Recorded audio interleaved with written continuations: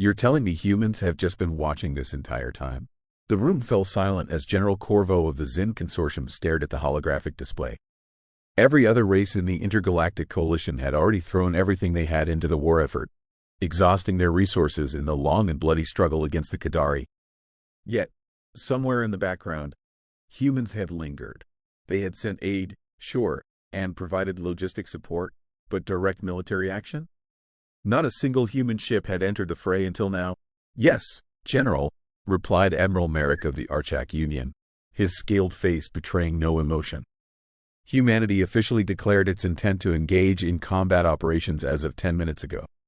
Corvo rubbed his temples in disbelief. He had heard rumors of human capabilities but dismissed them as exaggerated death world or bravado. Now, facing the cold reality of the situation, he felt a strange mixture of anxiety and curiosity. Why now? And more importantly, what were the humans planning to do in a conflict that had dragged on for years? "Show me their initial movements," Corvo ordered, his voice a touch sharper than intended. The holographic map of the galaxy zoomed in on the contested sectors. The Qadari fleet had established formidable defensive lines in key star systems, daring anyone to challenge them.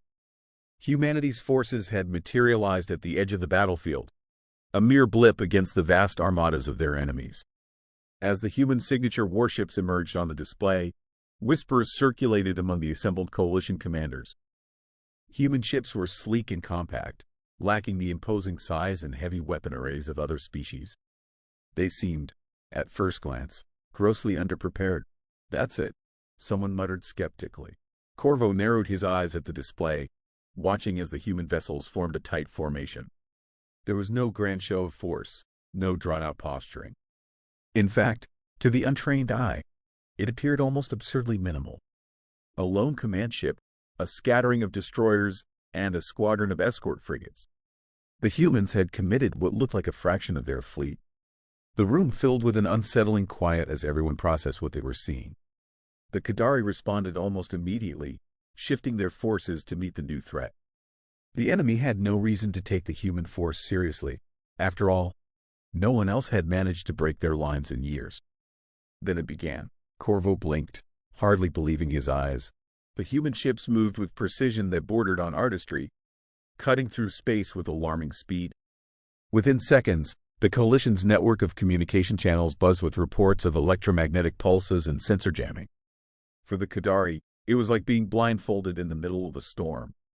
What are they doing?" Admiral Merrick's usually composed demeanor cracked, his voice betraying a hint of awe. "Electronic warfare," Corvo replied, his tone uncertain. "But this is on a scale I've never seen before." The Qadari fleets floundered as their targeting systems and defensive measures became little more than dead weight. Human ships darted in and out of form with a grace that seemed almost casual, launching volleys of high-velocity projectiles. It wasn't the brute force assaults the coalition had grown used to seeing. This was something else. Warfare reduced to a deadly ballet. "Sir, the Qadari's outer defenses are collapsing," a comms officer reported, eyes wide as he stared at the data streams flooding in. Corvo leaned forward in his seat, focusing intently on the display. This was the moment. Would the humans press their advantage or fall back? His doubts were immediately answered when the human fleet accelerated, exploiting the chaos they had created. Their tactics shifted fluidly, seemingly predicting the Qadari's every attempt at countermeasures. "How are they?" Merrick began, trailing off as he watched another sector fall to the human advance. "It's as if they knew exactly where to strike." Corvo couldn't help but marvel at the spectacle. The humans moved with an efficiency that was almost inhuman, and their strategy defied conventional military logic. Most species threw waves of ships at their enemies, relying on overwhelming force to break through defenses. Humans, on the other hand, used precision strikes, disabling critical systems and leaving the Qadari fleet to flounder like a beast stripped of its senses. "What kind of weaponry are they using?" one of the coalition officers blurted out, his tone a mix of horror and fascination. "Their weapons seem conventional," a tactical analyst stammered, "but they're using them in ways we never considered." As the minutes ticked by, the coalition command room descended into a stunned silence. A full hour had passed since humanity's first engagement, and the mighty Qadari armadas were reduced to a fragmented, retreating mess. Even the Ishin's most optimistic projections hadn't accounted for this level of effectiveness. Corvo watched as the holographic map updated, showing Qadari strongholds going dark one after another. This wasn't just a victory. It was a dissection. The humans weren't merely overpowering the enemy. They were tearing apart the Qadari's entire battle doctrine. Sector Gamma has fallen, the comms officer announced, breaking the silence, and reports indicate no human losses. Impossible.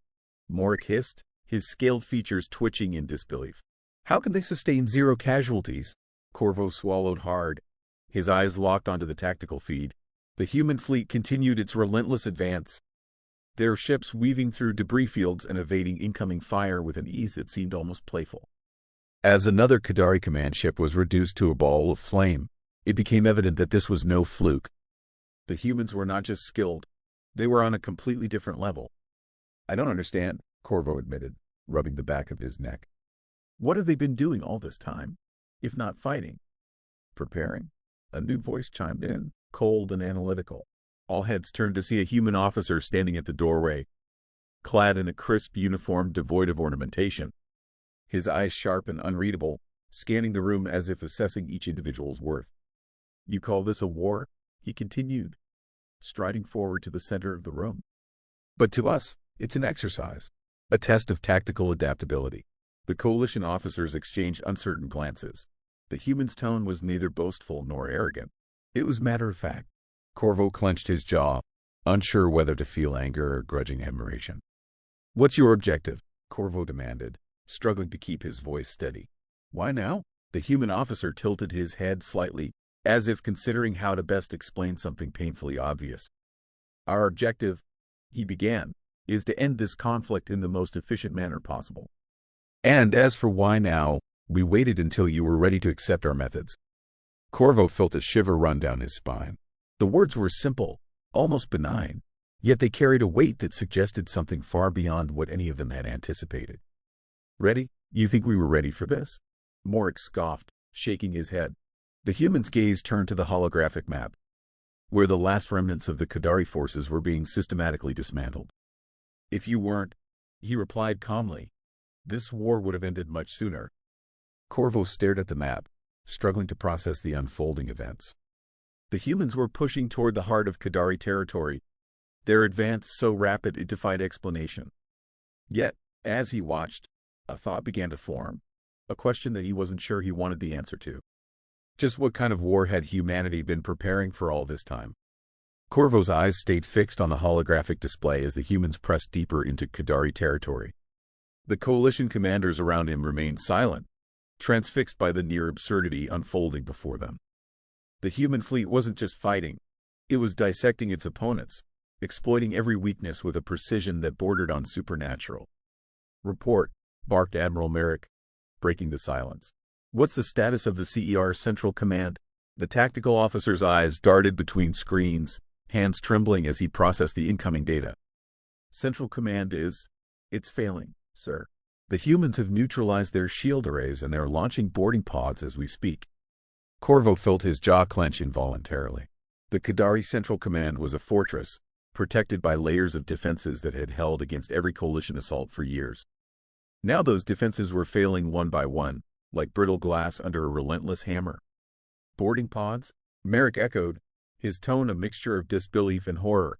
They're going inside? The human officer standing nearby merely nodded, his expression impassive.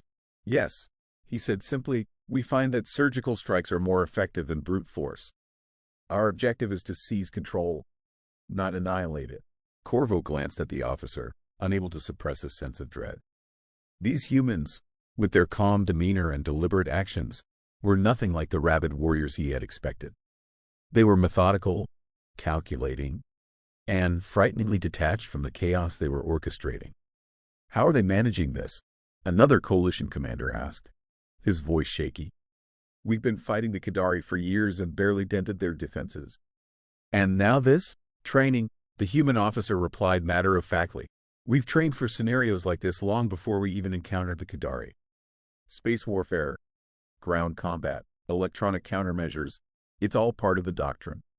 Doctrine? Corvo repeated, narrowing his eyes. You make it sound like you expected this war. The hum, An officer turned to face Corvo, his expression betraying nothing.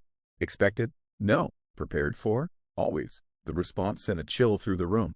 The coalition had gone to war out of necessity, driven by a desperate need to defend their territories from the Qadari onslaught. But the humans? They had been preparing for war as if it were an inevitability. And now, as Corvo watched the human fleet systematically dismantle the Qadari defenses, he realized that this was not just a show of military might. It was a demonstration of control. General Corvo, a voice crackled through the command room speakers, interrupting his thoughts. It was one of the coalition's reconnaissance officers stationed near the Qadari border. The Qadari flagship is moving. It's trying to retreat to a more fortified sector. Let me guess, Morik said, his tone laced with sarcasm. They're running scared now that the humans have shown up. But the human officer shook his head. They're not retreating, he corrected. They're regrouping. The Qadari don't give up easily. And if we let them escape, they'll adapt. Our window to end this conflict is closing. Corvo stared at the human officer, his mind racing. You seem awfully confident for someone who just entered this war. The human's gaze met Corvo's, unflinching. Confidence comes from preparation. We know the Qadari's tactics. We've studied their behavior, their psychology. Every battle they've fought, every victory they've claimed, it's all data. And data is power. The room fell silent once more as Corvo considered the weight of those words. Data is power. The humans hadn't just been watching. They had been learning, analyzing, and perfecting their strategy. While the rest of the galaxy had fought desperately to survive, humanity had been preparing for something far greater. And now, as the final pieces of the Qadari fleet crumbled under the human assault, Corvo couldn't shake the feeling that this was only the beginning.